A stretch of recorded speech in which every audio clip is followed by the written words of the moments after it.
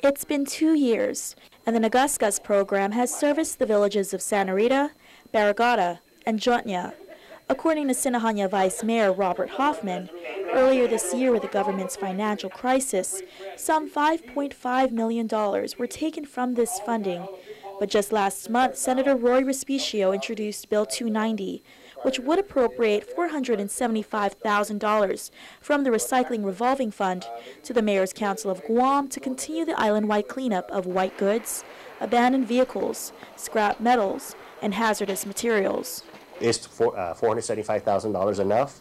We don't know, but it's a start for us to. Up for debate, however, is how this money should be divided. Unlike other districts or counties or places in the states where each of their own districts collect their own taxes, whatever real estate, business tax stays within that community. Here in Guam, it's put in a giant pool and then divvied out as one general appropriation. So, there is some disparity, there is some unfairness in some sense, but also in some sense, the larger districts are carrying the load. Jigo Mayor Robert Lizama has grown impatient with the cleanup. It wasn't fair, of course, that we're changing the rules, midstream, and it's not fair to my district. That's, number 14.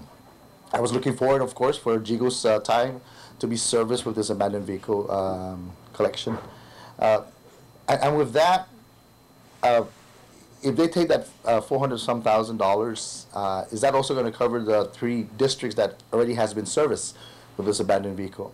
Others, like Umatic Mayor Dean Sanchez, feel cheated because his village has a smaller population of only 1,200 residents. They wanted to go back to a standardization of giving the larger villages more money to utilize for their community, and I find that very unfair, because every community should justly be given a fair and equal opportunity to resolve their problems, no matter what the cost is. I have 19,000, but at the same time, I have more vehicle movement in the village. I contribute more to the abandoned vehicle fund because of the number of vehicles, that I see, in Jigo.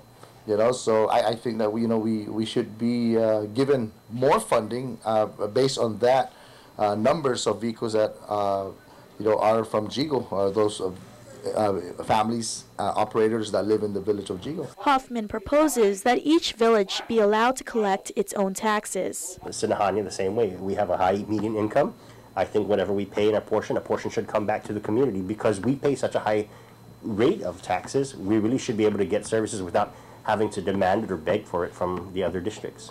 Despite the heated trash talk, all 19